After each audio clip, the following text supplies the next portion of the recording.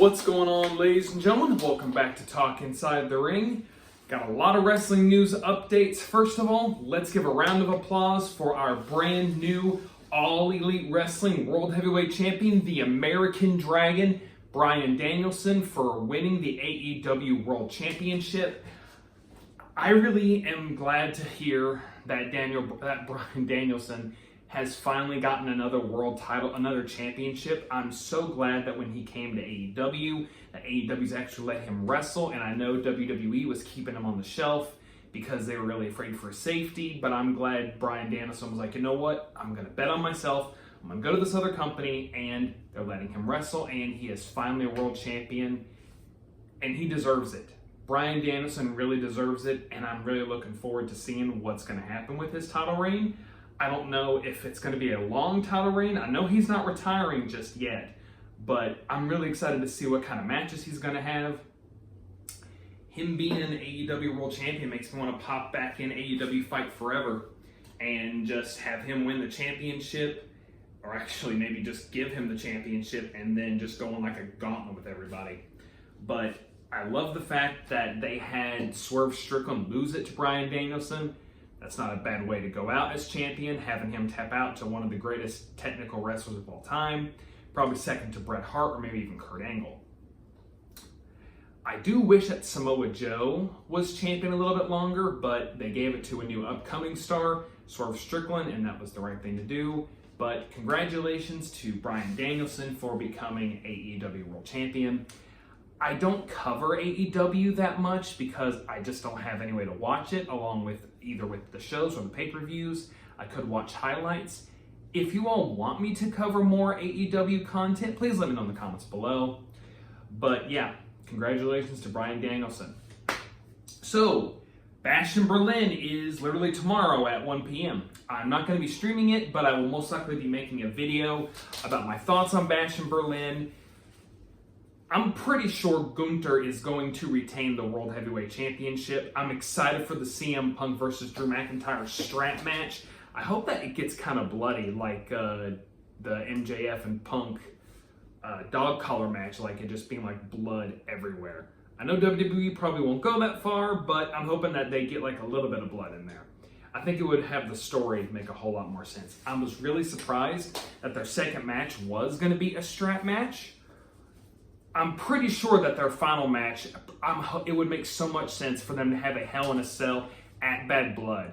I was thinking that maybe they would just need to have one match and have it be in Hell in a Cell, but they know that that's probably where they're going to go. I'm hoping for Bad Blood, Hell in a Cell. Please, WWE, make it happen. Speaking of CM Punk, there's talks that maybe Seth Rollins and CM Punk will not touch until WrestleMania. And I was actually thinking about making a video about that, where should WWE hold off until WrestleMania 41 and have that be the very first match between Seth Rollins and CM Punk? And you could have it something be like Bronson Reed took him out, maybe give Rollins like a long time to recover because Rumble's like in 5 months. Maybe have Rollins be number 30, or have Rollins be the one to either cost Punk the match, or vice versa, Punk costs him, or they accidentally end up eliminating each other, and then they go on from there. Or they could have Rollins come back and him deal with Bronson Reed until it's time for him and Punk to come to blows. But I think that's a good idea for WWE to not have these two come to blows just yet. WrestleMania 41 would probably be the best place to do it because we were originally supposed to have them face each other at WrestleMania 40, but we all know what happened there. But yeah, that's what I would probably do. I would have probably one of them eliminate each other, and then the other one like comes underneath the ropes, like maybe like in a hoodie or something, or just like in their natural clothes or whatever, and just eliminate the other person because, hey, you eliminated me, I'm going to cost you the Rumble. Or if one of them isn't in the Rumble because they have another match, cost them a chance at WrestleMania. And then that's where they go. They can get the big blood feud going. But yeah, Rollins and Punk shouldn't touch until WrestleMania 40. Now, in my previous video, I mentioned that maybe the possibility of Cody Rhodes slowly turning heel and being a heel that's choosing certain opponents because he knows he can beat them. But WWE has been hinting at Kevin Owens possibly going back to being a heel, or are we going to get a Cody Rhodes heel turn? Or could we get a Randy Orton heel turn after he loses to Gunther? Now, I remember hearing Vince Russo say he does not like how the WWE is now because it's so predictable. When it comes to Gunther, you know that they've been building him up for months and that he is most likely going to have a long world title reign. I'm pretty sure they're going to give Randy Orton one more championship reign because I think they want either him or John Cena to break Ric Flair's championship record. But I don't see any reason why they would give it to Randy Orton over Gunther. I think Gunther needs to retain. Shoot, I'd love if he'd have the world title until WrestleMania, or even go beyond WrestleMania. That'd be nice. But yeah, Cody Rhodes and Kevin Owens, who's going to turn heel? It's going to be Cody, or is it going to be Kevin? Which one makes more sense?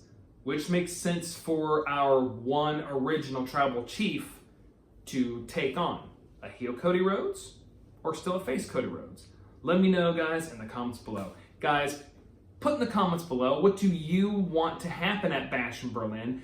Who do you want to turn heel? What do you want me to do with AEW content? Do you want me to cover it more? I really want to know. Guys, do not forget to first elbow drop that like button, spear the subscribe button for the 1, 2, 3, and hope you all have a good Labor Day, because I'll see you at Bash in Berlin.